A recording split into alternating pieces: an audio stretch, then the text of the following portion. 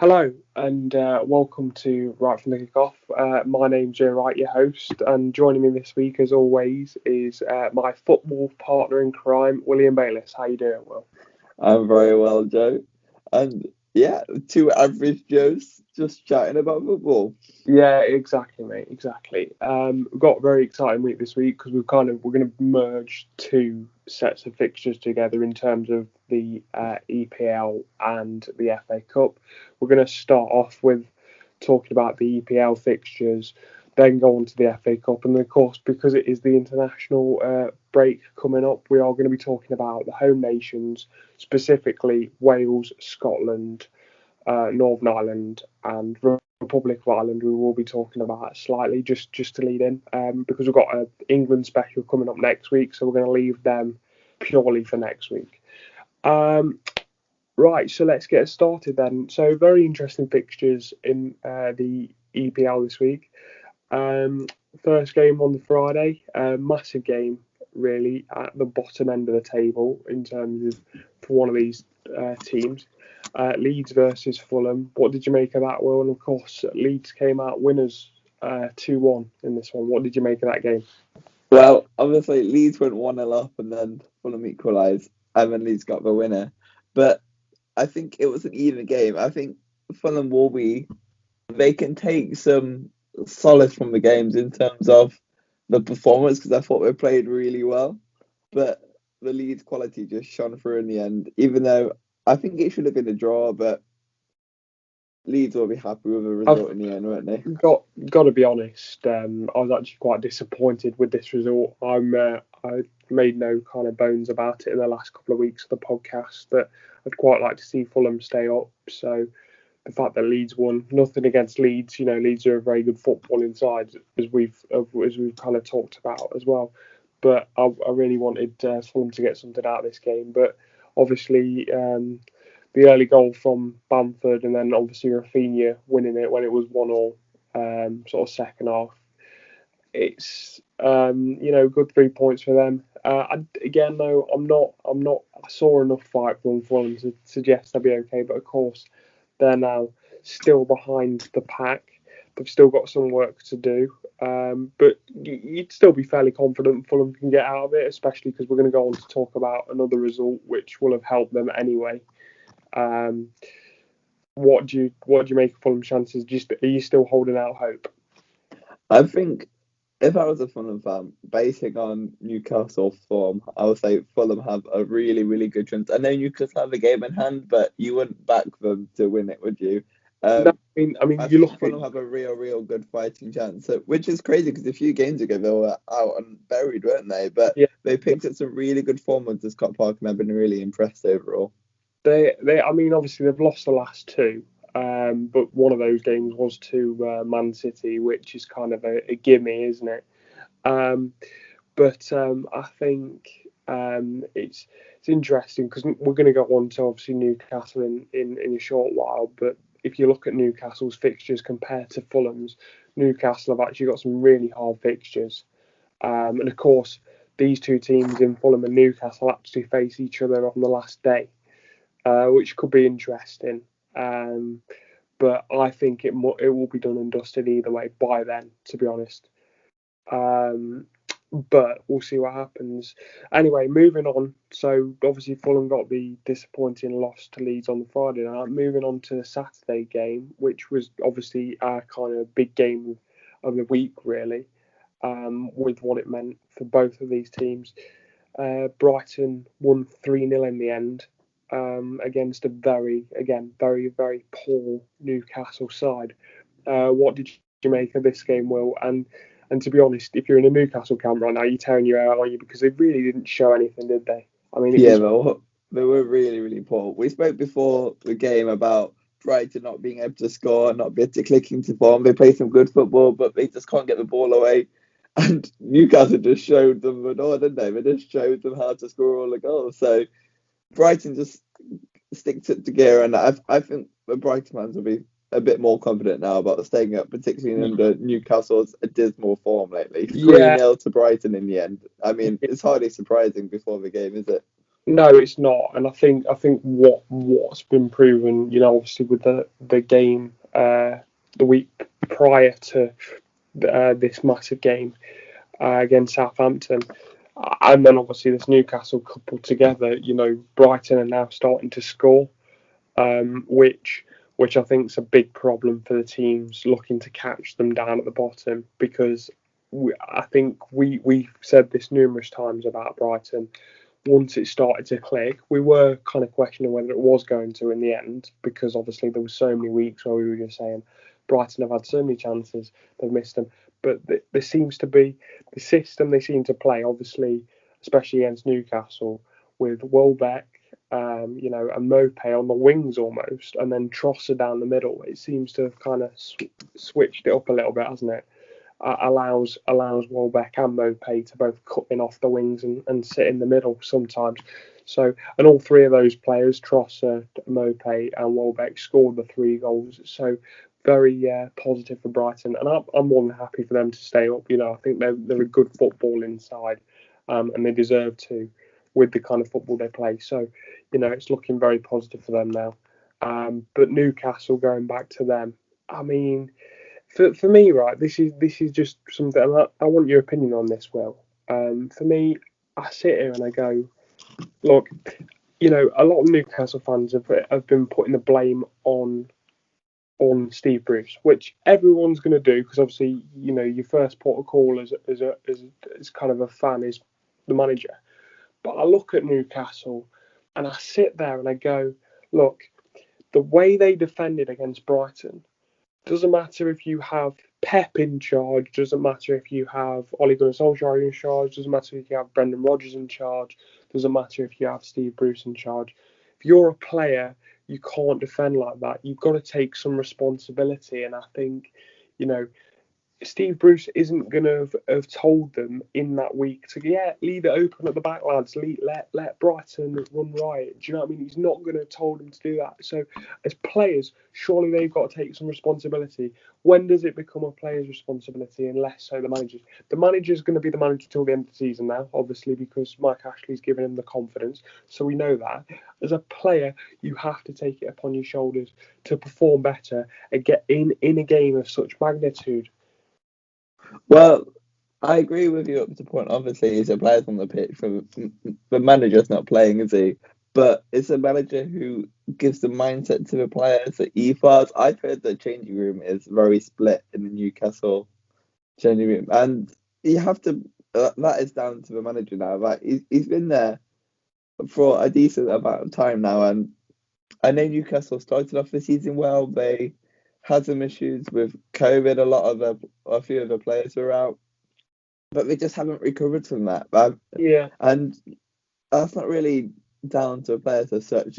I think it's down to the mentality. I think he just hasn't brought it out of them. I think this is I haven't been impressed with Steve Bruce. I felt sorry for him before, but there's only so much feeling sorry for the manager you can feel. I think it has to be down to the manager as well. I agree in part. I think this is going to be the first time that we disagree fully on this podcast in terms of the way we look at it. I agree it's kind of 50-50, but for me, I'm looking at it and I'm going, look, you're a professional footballer. You should know what space to cover. You should know where to go. You're getting paid this money. I used to say to my granddad, he's very much kind of my footballing, kind of pal, if you like. I used to talk to him a lot about kind of games and stuff. And he always used to say to me, and I completely agreed with him, is, you're getting paid the money. You're a professional footballer. You've played football all your lives. At some point, you have to say, right, the ethos does come down to the manager. By the way, I'm not saying that Steve Bruce has nothing to do with this, right? I'm saying at some point, you have to lay some of the blame with the players, because I think it was their third or second goal. The amount of space they allowed at the back, it was just atrocious. And I think as players, the basics of keeping a high line, of kind of closing down your man, of showing some passion, showing some desire. If you're a manager, you can't decide how much passion a player's gonna show. Do you know what I mean? I understand what you're saying about the dressing room and all that sort of stuff. I completely understand. And like I say, I think you are right in the fact that a lot of this blame does go on Steve Bruce. But I am sitting there and watching this Newcastle game and thinking, come on, guys, you're professional footballers. Do you know, you're professional footballers and you've been playing the game for however long. You're playing for Newcastle United, one of the biggest clubs in the country, let's be honest, in terms of fan base and stuff. Um, I'm very disappointed if I'm a Newcastle fan. Very disappointed in both the players and the manager, because I think you're right. I think the way that Steve Bruce is getting them set up, and like you say, the ethos of the club isn't right, and there is some sort of bad blood there between the managers and the players. Obviously, with uh, Matt Ritchie and stuff like that. Apparently, there's been a bust up and all that, so that's not good. But as a player, you've got to take some responsibility. Yeah, I think having said that, you are right. But if you have a look at the whole club in general, it is a complete shambles. Yeah, With the no. whole Mike Ashley situation, I know that might not have been down to him, but overall, the Newcastle fans hate Mike Ashley in the whole. I think from the top to bottom, there's just a real issue with Newcastle at the moment. So Well, just to pinpoint it just on the players is, I don't think, right. no, I mean, I'm not. But the thing is, though, in that whole statement, I didn't actually say that it was just the players' fault. I'm just saying that the players have a responsibility to do the job that they're asked to do, and they're not doing that at the moment.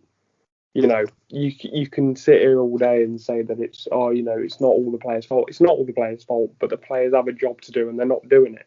You know, that's evident from the performance on Saturday night. Anyway, we could talk about Newcastle for the entire podcast, so I think we should move on. But no, it's not really good for them, is it at all? Not at all. No. Right, moving on to obviously Sunday's games. We absolute stonker at the London Stadium. What a juicy game. It was brilliant, and I think, do you know what? I mean, I'm looking at this from a kind of a top four perspective. You've got Chelsea playing, Man U playing, obviously Leicester playing in the FA Cup. Those three teams fighting for those top four places. This, for me, as much as I want West Ham to get into that top four place, this was a bit of a capitulation in terms of they were in such a strong position. If you didn't watch the game, they went 3-0 off. They absolutely tore Arsenal to bits for the first half an hour. And then slowly but surely, second half, I think Arsenal got a goal before half time, but they made it 3-1. And second half, it was a game of two halves, wasn't it? And I don't like using cliches, obviously, but it really was. You can't really define it any more than that, can you? I mean, it was a game of two halves, and Arsenal got the point in the end. And what I'm saying is the teams vying for those top four places will have come off wherever they were coming and going. That was a great result for us because it was West Ham's game in hand, and they only got a point out of it. So, especially from being in a 3-0 position. Yeah, I think in some ways West Ham were unlucky because obviously they scored two own goals. And they have to make your own luck, or own unluck, I should say. But I think they'll be annoyed by the manner in which it happened. Like, you can't go and score two own goals in a match and get away with it, can you really, Jane? Can you? You can't. I mean, the two own goals they scored as well. Let's not forget this is Arsenal pushing up on them, to make the errors.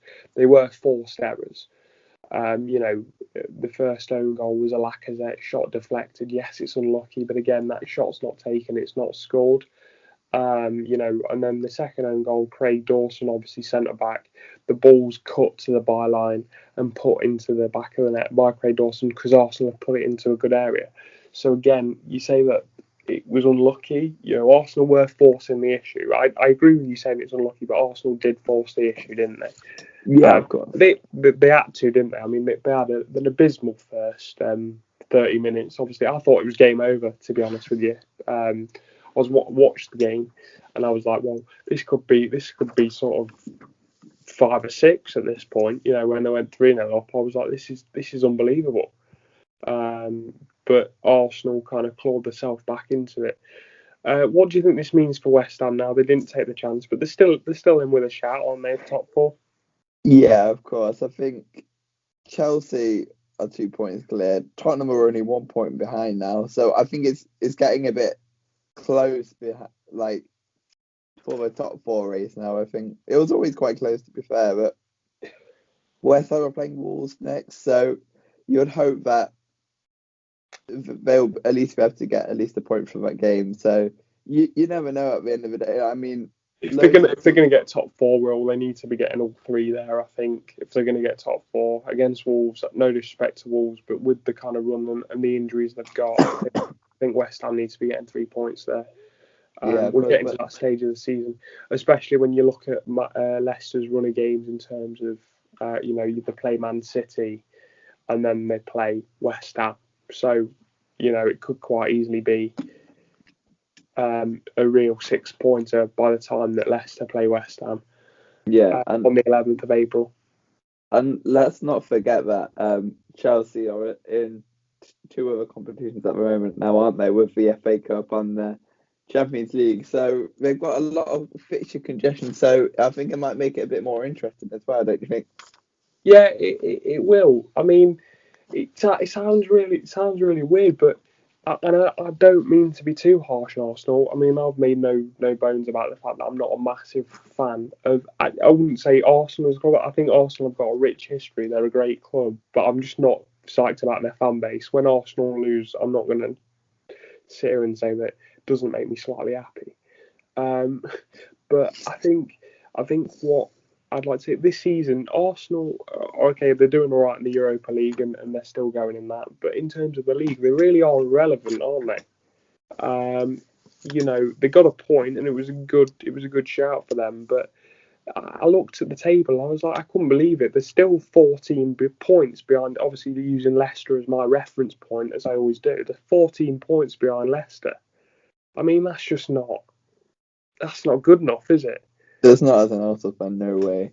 No, I mean, you look at the club globally, and they are, people say to me all the time, who's the bigger club, Leicester or Arsenal? I'd say Arsenal are the bigger club globally when you look at the infrastructure and the money they're bringing, of course. Yeah, of course. But who's the more talented first 11 at the moment? 100% Leicester. Do you know what I mean? You can just see that from the league position. Yeah, exactly. So it's different strokes for different folks, but I think Arsenal will want to get this season in terms of the league behind them. I think it's not been a good season at all, and it's the fact that we're talking about them being the ones to fight back against West Ham. West Ham were unlucky in the end not to win that game. But yeah, it was a great game, 3-3, real topsy-turvy game, wasn't it? Yeah, 100%. Now, let's move on to the final Premier League game of the weekend.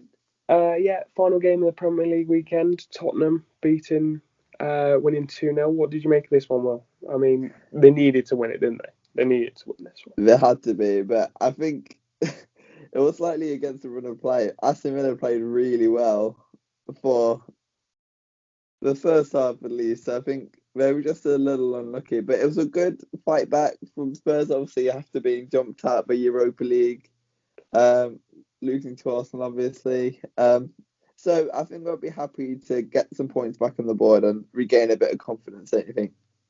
Yeah, no, definitely. But I think Tottenham now are back in it. There's no question. But I look at them as a club and as a team, and do I believe that they've got enough in them to get there? Because let's be completely honest, they're only ever one injury away from not being able to compete, in my opinion, and that is in Harry Kane. He's out of the squad. That and this is the thing, is you don't want to rely on just one player. So I do worry for them in the fact, can they keep it going? I think what are kind of the shroudness, and of course they lost 3-0 to, was it something Dynamo Kiev? I don't even think it was that, but something. Zagreb. Yeah, it was Zagreb. They lost 3-0 there, so they won in the league. Great for them, but I just don't. I personally, I don't see them as a massive threat, because I don't see them winning the rest of the games for sure. So we'll just see what happens. But Yeah, they've got a massive chance still. I'm not writing them off, but I'm just not convinced. I might be wrong at the end of the season, but I'm not convinced. So let's have a look at Tottenham's next few fixtures. So they got Newcastle. That should be quite an easy win. Man U, that'd be a real tough game. It could go either way. But they have Everton, then they have an EFL Cup final against Man City. Then they have Sheffield United, then Leeds, then Wolves, Villa, and then Leicester. How many points do you think they can take from the remaining fixtures? Because they've got some real tough games, don't they? In that. Well, I think it's difficult, but I'd say at least 12. I'd say at least 12. But that's not going to be good enough to get them where they need to be, I don't think. No way, no. Especially when I look at, and again, looking at it from a Leicester point of view, I know I refer to them a lot, but of course they're the team that I look at day in, day out. Leicester have got some very difficult fixtures at the back end of the season in terms of, I think our last three fixtures are Chelsea, Man United and Tottenham. Three difficult fixtures, and then of course they've got Man City. But the 5 games that they've got in between, obviously West Ham, very difficult game, but winnable game, and then they've got 4 games on the bounce in that run of winnable games. Do you know what I mean? In terms of teams closer to the bottom of the league. So, when you look at, I'm not saying that you've got to catch Leicester, but I can't see Chelsea losing many more games. I really can't. And I think it will come down to a Tottenham Leicester shootout, and I think Leicester have got enough there to stay in that top 4 this season. I really do. My confidence has been boosted since the weekend, obviously, but I think Tottenham need to look at Leicester rather than Chelsea, just because Chelsea haven't lost in the last 14 games or something ridiculous like that. So I think that's true. But where I look at those clubs. At the back end for Chelsea, just for clarification, on the 24th of April we're playing West Ham, which is going to be huge. Yeah. Then Fulham, then Man City, then Arsenal, then Leicester, and then Villa. Now those are all really tough games, aren't they? Yeah, they're not easy games. I actually didn't realise how difficult Chelsea's running was. To be fair, that is a very tough running, especially when you look at West Ham's form, and even Villa this season. They're not a gimme team, are they? They're not somebody you just take 3 points off. So that is going to be very interesting. You didn't realise that, did you? Yeah, especially with the fact that they'll probably have Grealish back at that point. Yeah, exactly. So as well, a completely different kettle of fish. So who are you going for that 4th spot then? I think to be honest, I think the top 4 will probably be as it stands now. I still think that Chelsea have got enough going in. I think it'll be Chelsea. I think it'll be Leicester, and I think it'll be United. I think the top 4 will stay. The positions will stay as they stand now. Yeah. Well, only time will tell then, AJ. Only time will tell. But we'll see what happens. Right, so that was the EPL roundup. Obviously big games, sort of impacting on the table and sort of everything like that. We're going to move on to the FA Cup now. Now, I'm going to let Will go through these. What did you make of these, Will? But I'll let you go through the fixtures, obviously, as in chronological order. And you can kind of take us through what you thought. Yeah, of course. So the first game was at Bournemouth-Southampton. Now, it was always going to be very tough for Bournemouth, given they're in the Championship. But I think Southampton just showed their class, really. I thought they could be in the giant killing, being a bit of a seaside derby. But 3-0 Southampton, and yeah, there's nothing really more you can say to that. They were well worth their money for that, weren't they, Joe? I mean, yeah, they were. And Nathan Redmond had a stonker of a game, didn't he? Scoring 2 goals and getting an assist. He really did kind of show his quality, and he was well taking goals as well. They weren't just kind of like tap-ins. The first goal was a run, a 1-2, and a lovely little finish right into the top corner. But it was kind of like it was almost like a powerful dink over the keeper. Do you know what I mean? Like a sort of a smash. It was a great performance to watch. But I think if the neutral were being honest with themselves, it was always going to be difficult for Bournemouth to get something like this game, just because we know the disparity in between the Championship quality, obviously, and the Premier League. Premier League teams should always beat a Championship team. That's no disrespect to the Championship teams. It's just a kind of the way the football pyramid works. But no, it was a very good performance, and they get to go to FA Cup semi-final. I think it's quite refreshing for them in terms of the league and stuff, their performance in their league. So FA Cup semi-final, and I'm sure they'll want to go all the way. Yeah, 100%. And no better chance, is it, Joe?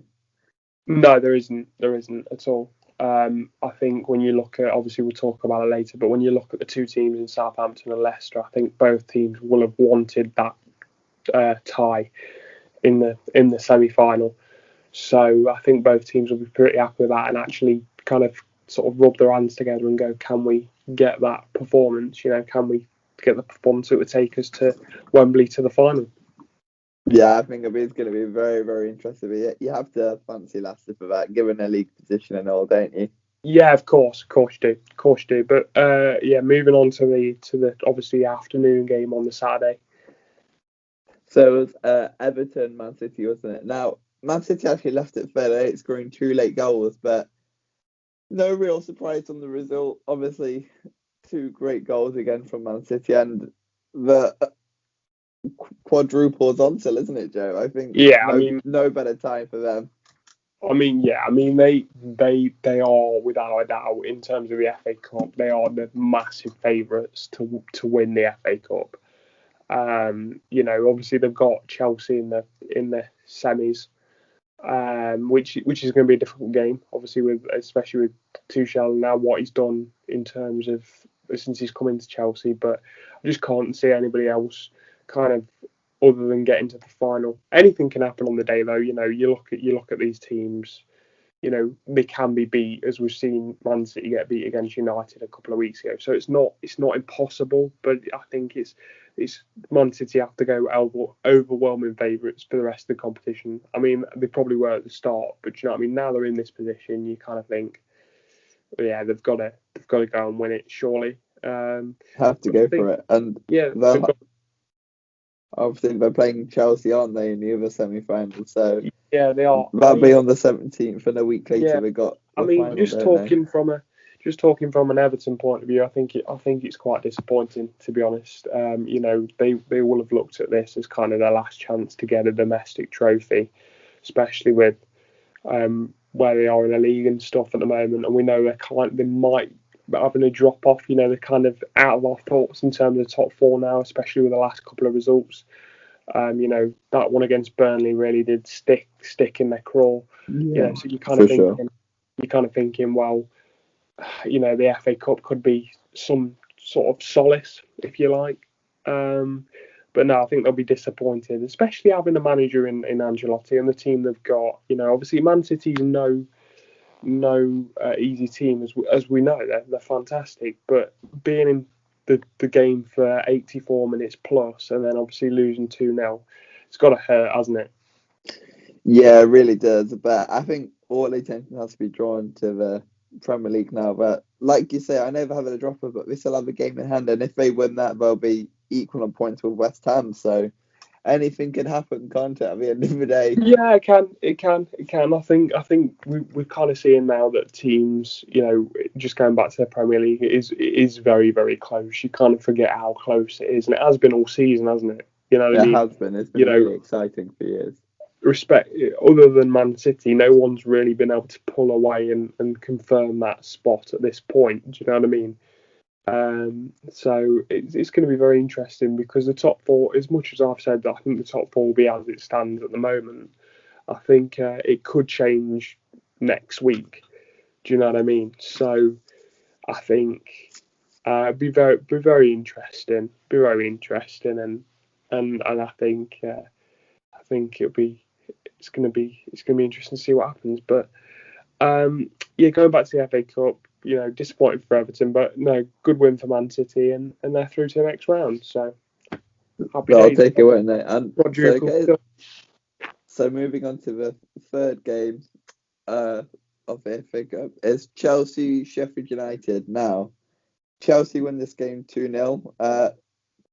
They didn't look that convincing, did they? It was only 2-0, No. but the second goal was in the 92nd minute. So Sheffield United were in it for a lot of the game, weren't they?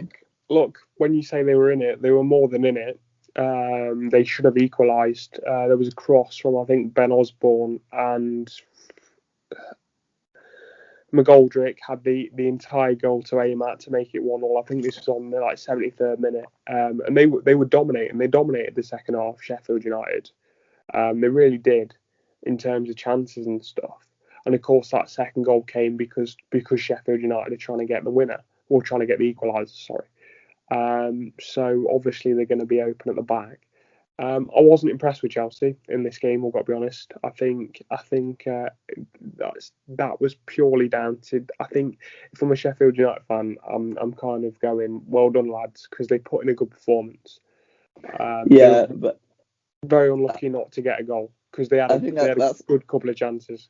It's kind of the story of Sheffield United season there. They haven't been playing terrible football. They just can't score or can't seem to get the results. I mean, when I say this McGoldrick chance was kind of, it was one of those that I couldn't believe he missed. Yeah. I don't know whether you saw the chance, Will. I don't know what you think, if you know what I'm referring to, but it was literally he was heading the ball one way. The goalkeeper, he got the whole of the left-hand side goal to aim at, and he managed to somehow squeeze it past the post. I couldn't believe it. And you could see his reaction on the floor, obviously, as he missed the chance. But no, I think obviously Chelsea are through. I think if you'd have said 2-0 before the game started, you'd gone, yeah, well, that's obvious. But actually, with the way the game transpired, like I say, Sheffield United were unlucky. Yeah, 100%. And I think Chelsea will take it. Obviously, they're in the semi-final now, so it'll be a very interesting round of ties, won't it? Yeah, it will. It will. And I think obviously we'll talk a bit more about Leicester in a second, but I think all four teams will think now. I think they've got a chance to go on and win it. You're going to have to at this stage, because you're only 2 wins away from lifting the cup. And we've seen it. All four of these teams can beat anyone on the day. Southampton had a bad run of games, but at the start of the season they were kind of firing. Obviously, Man City are Man City, so they're going in favourites definitely. But sometimes that can play into the underdog's hands. Especially on the day you set up, you're in the game sort of 80 minutes. Anything can happen. So. It'd be very interesting. And I have to say, as a Leicester fan, I know I don't hide my allegiances at all. Very happy that we're in the semi-final, and we'll go on to talk about them in a sec. But very interesting, and it'll be interesting to see who lifts the cup. Yeah, very interesting. Now, moving on to the final game, the last Manchester United game. Obviously, it was 3-1. Leicester went a goal up, but I have to say, some of the defending from Manchester United was absolutely diabolical. Now, I know you have strong views on this as well, but the way they pushed up, and then Harry Maguire was about 10 yards further back, and they just let them play on the side. It was so ridiculous, really, really poor. The gap between midfield and defence was massive, absolutely huge. It created so much space for Leicester to play into. Right, I was just not impressed at all on. I'm gonna have two sides of this, because I'm gonna go on to Leicester in a second, but I want to make a point, and this is both of us. This isn't just you. This is me as well. We've sang praises of these two players on this show numerous times. Well, I say numerous times. Obviously, we did with Maguire last week and Fred a couple of weeks prior to that, but both of these players were at fault for the first goal, and both of these players for me were Man United's downfall. They were atrocious, Maguire and Fred in this game. Absolutely dominated by Leicester's midfield, but they were just making silly decisions. I don't understand this need to pass the ball out constantly.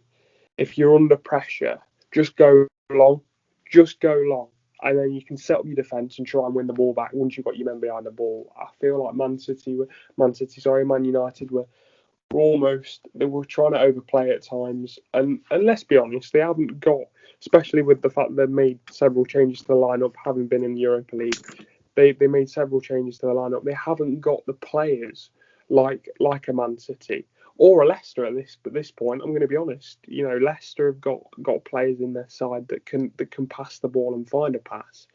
Other than Bruno Fernandes, you need to play counter-attacking football. So when they start passing it around at the back, they do look very uncomfortable, and that was ultimately the downfall for the first goal and for a couple of others. I think it's very tough for Harry Maguire because he's not very good at the ball at his feet, and if you want to play at the back, you need to have that confidence and that ability to be able to pick that pass out. When you needed to, and it's been really tough. It's a weird one because Maguire is he's good with it when he's driving forward. He'll always like to drive forward into midfield.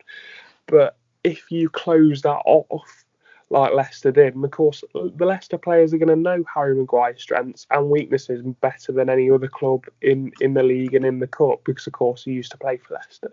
So if you stop that from happening, and he has to play the ball out of his feet, he's gonna struggle. But no, just going on to Leicester, because it was a very poor performance from United. But no, I was very happy with our performance. Our midfield bossed the game, just completely all over them. And even when it was 1-1 at half time, you knew who'd been the better side. It wasn't hard to kind of say who had been the best side. It was just about whether we could go on and win it. And I have to say, for that second goal, Leicester are they've always been talked about as kind of a counter-attacking side, which we are. We're a very good counter-attacking side. But there was 28 passes from Leicester before the ball ended up in the back of the net for the second goal. And I think it's a real good team goal, that was. With bringing Brendan Rodgers in, because he's always, as a coach, he's always liked for his teams to pass the ball. It means that Leicester have now got both elements. They can pass the ball. They've got good players. Ndidi, Tielemans. They can all pass the ball, play with their feet. Iheanacho's right. Sorry about that. We seem to have got cut off, but luckily not by much. We're just talking about Iheanacho, obviously his touch and stuff. There was some of the play that he was exhibiting, with his teammates, link-up play. Absolutely fantastic. I mean, what did you make of his performance again? Scored 2 goals. Scored a hat-trick last week in Sheffield United. He's really coming good for Leicester now, isn't he? Yeah, 100%. I think it's all about confidence as well. Like, when we first saw him at Man City, he was a young player with plenty of potential, and I think it's just started to show glimpses of that. And now I think it just shows the importance of confidence, especially when you're a young striker. If you get a few goals, then your whole game just livens up and you're starting to believe in yourself a bit more. I think that's exactly what he's doing. I mean he's just been unbelievable, hasn't he, Joe? Yeah, he really has. And I think there's actually just a moment I want to talk about in the game that kind of shows what confidence he is. I mean, look, which confidence level he's at. I think there was a moment in the game where I think Soyuncu just smacked a ball kind of down that line, middle of the pitch sort of area, and Iheanacho he was facing away from the ball, but somehow managed to kind of get his foot up, so he managed to knock it down in front of himself and run on. And I was just kind of thinking, I've not seen this player before. I'd not seen. And the thing is, like you talked about confidence. We were told as Leicester fans when he first came in, he's got a brilliant touch, he's this, he's that. But we've not seen any of it. Like you say, I think it's just about confidence and getting that opportunity. We were having a discussion, just talking about Iheanacho a little bit more. Actually, we were having a discussion, weren't we, earlier this week about whether he could potentially step into Vardy's shoes. Obviously, with Vardy being as old as he is, and with the looming inevitability that is his retirement. And me and you kind of not disagreed on this, but took 2 different sort of elements to it. Do you want to kind of say where you were standing on it? Do you think you said to me? Yeah, I was saying that, do you think Leicester fans can see Iheanacho as a long-term replacement for Jamie Vardy. Now, I know we spoke it before. I know what you said before, but I think confidence is everything, and I think why not? If he's starting to get these goals now, why can't he be a long-term replacement for Jamie Vardy? And what did you say, Joe? And I said, and again, he's played absolutely brilliantly. But I think the issue you've got is Jamie Vardy's played most of his Leicester career as the lone striker, right? Iheanacho cannot play the lone striker role.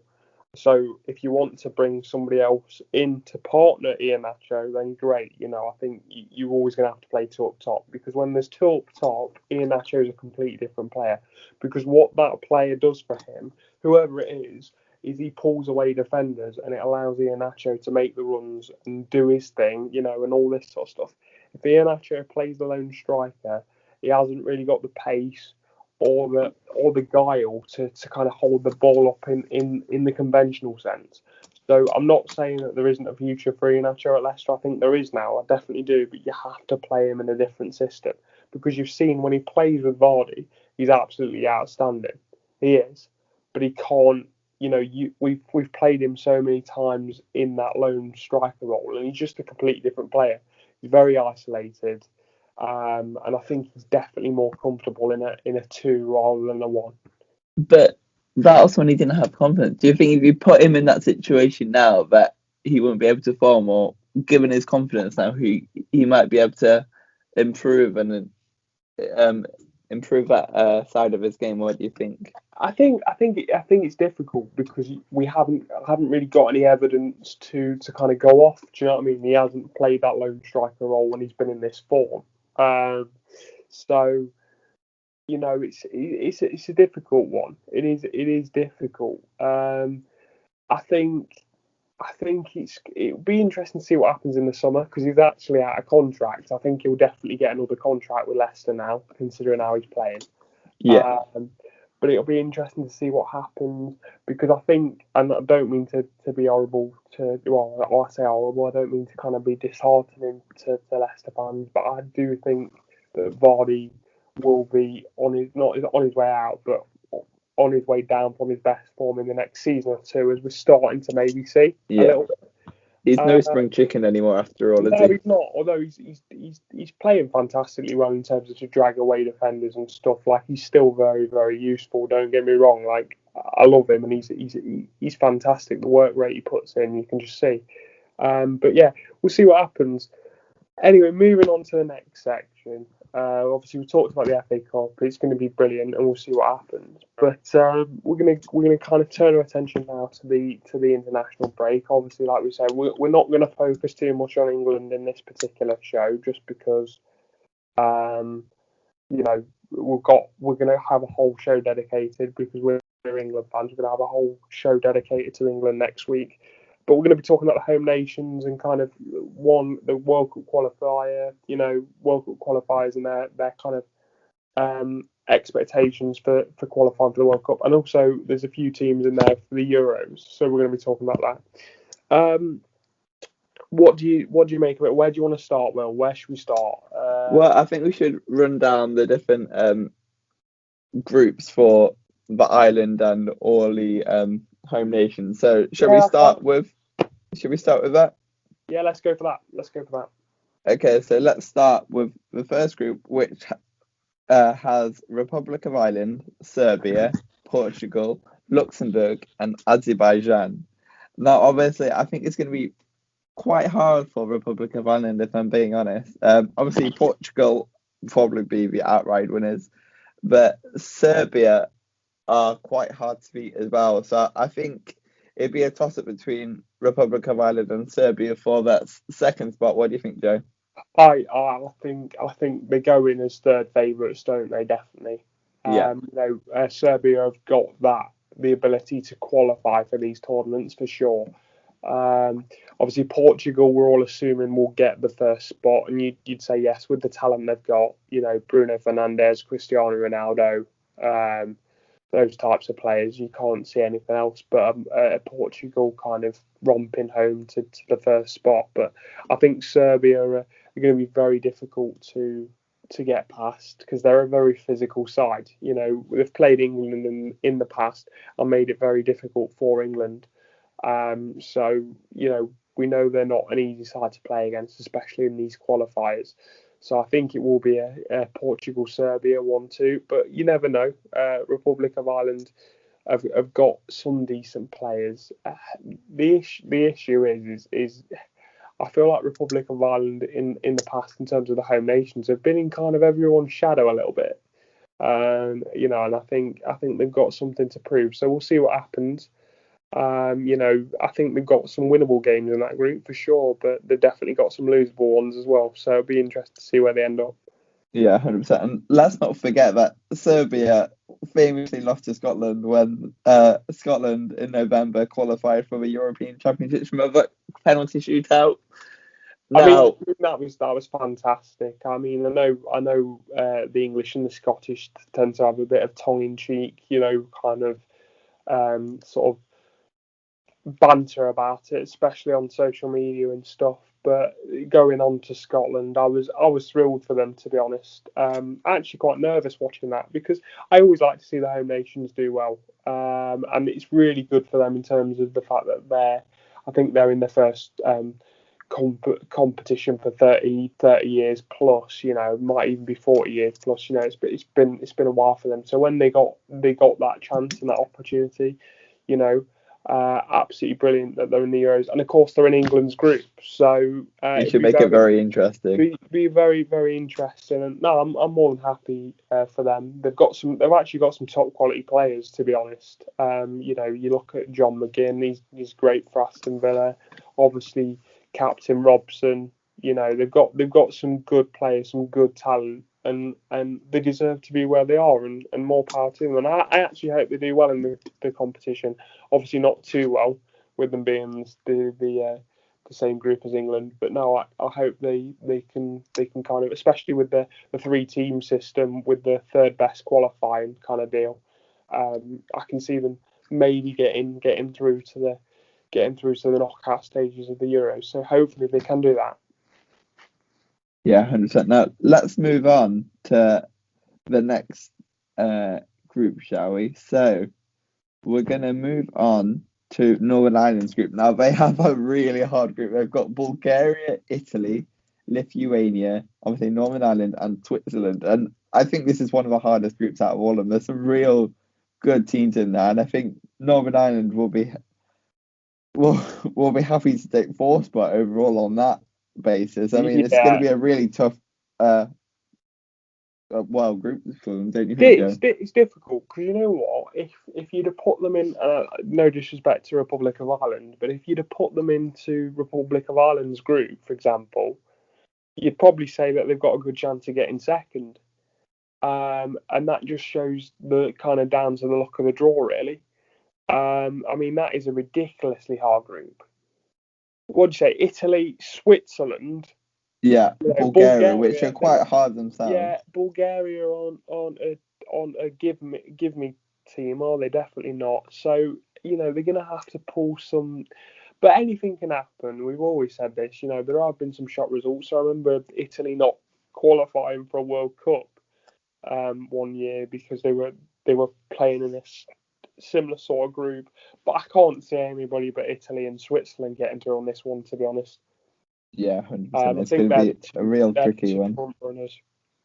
Yeah. Okay, so moving on to Wales's group is Belarus, Belgium, Czech Republic, Estonia, and Wales. And now again, this is a real hard group because Czech Republic are no pushover either, are they, Joe? No, I think it's going to be interesting. Just read me the group again, Will, just so I can kind of just read me out the group again. Okay, so it's Belarus, Belgium, Czech Republic, Estonia, and Wales. To be honest, I'm finding it hard. Like, they're going to struggle with that group. They will struggle. You know, even a team like, and if you look at Estonia, they're kind of the pushovers of that group. You know, you sit there, but they're not. They have got some handy little footballers. So again, you know, it's not even a team like Estonia, you go, yeah, they're one that will be definitely beaten. They could, on their day, turn up and put in a performance. So, I just can't.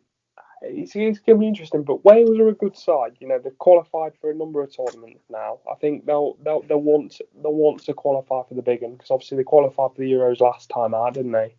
We all know how that went down. Yeah, and they got to the semis there, and but they didn't obviously qualify for the World Cup. And I think obviously that's a disappointment. I think they want to, because let's be honest, the Euros are great. They are great, and they're always a tournament you want to be involved in and stuff. But let's be honest, the World Cup's the big one, isn't it? The World Cup's where you want to be.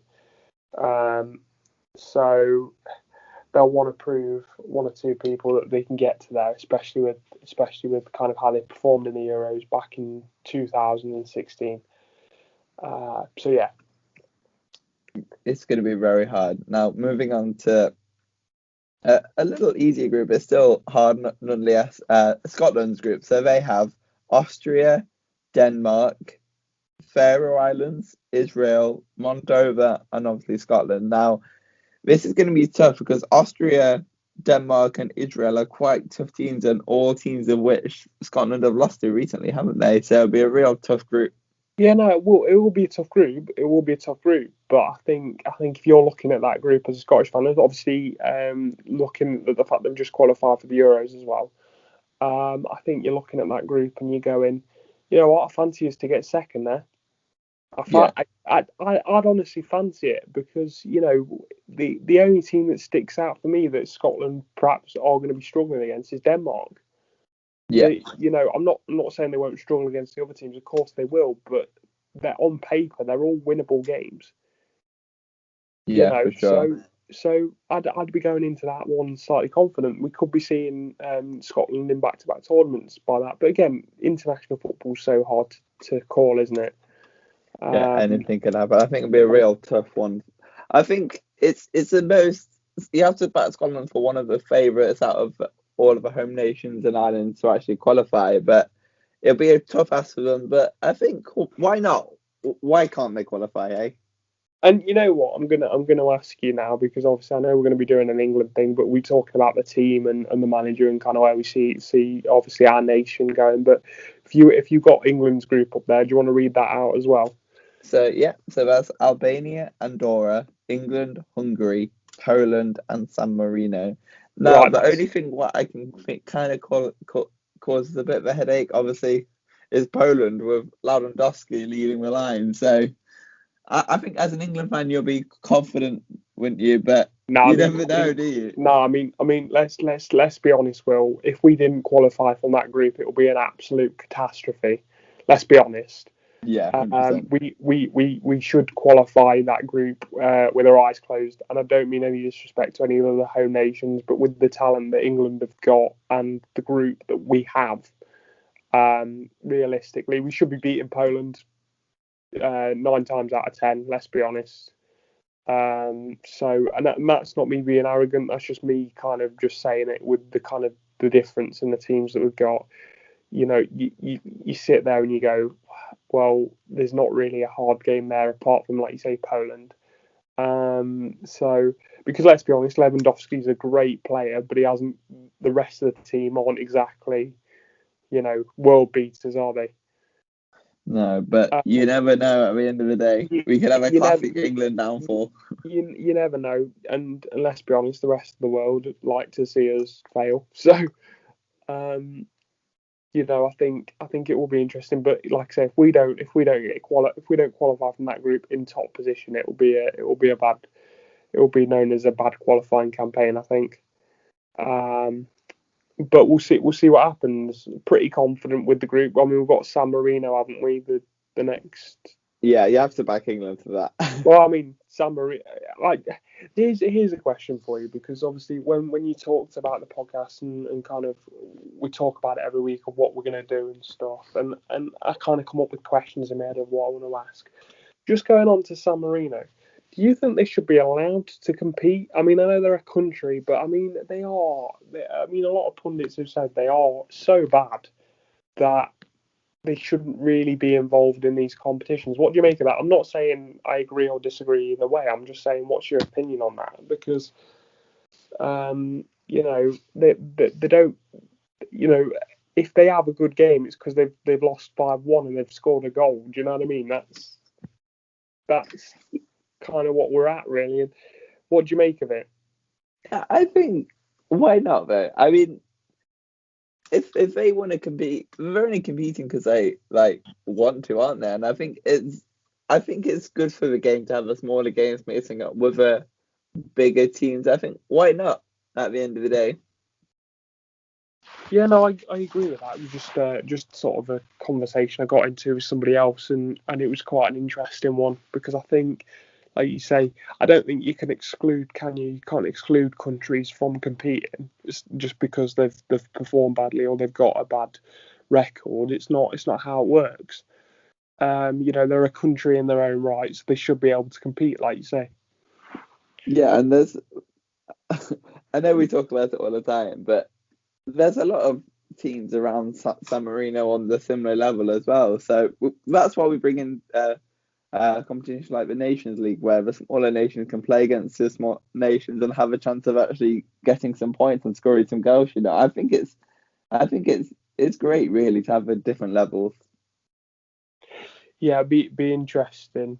Out of curiosity, I know we hadn't planned this, but where do you think what do you think the score be for England? 6-0. And I think that's being modest. I think we could be seeing 7 or 8 maybe. You never know. If England turn on and want to score the goals, it could be a lot of goals.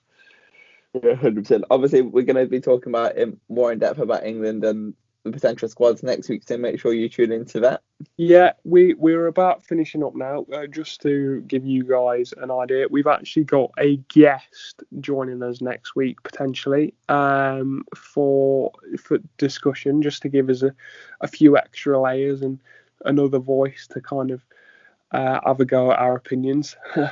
But yeah, be interesting, and obviously with it being the international break, we'll be talking things at All England, including the squad selection for the Euros, and where do we see England go from here? Is Southgate the man to take them forward after the Euros? You know what I mean? So there's a lot to talk about from an England perspective.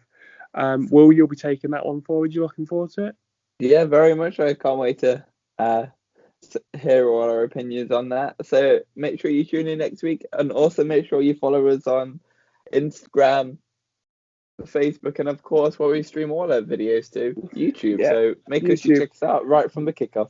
Make sure you like and subscribe, and you know what, even if you don't like the content, it doesn't take 5 seconds to click the like button and the subscribe button. So come on guys, let's get liking and subscribing.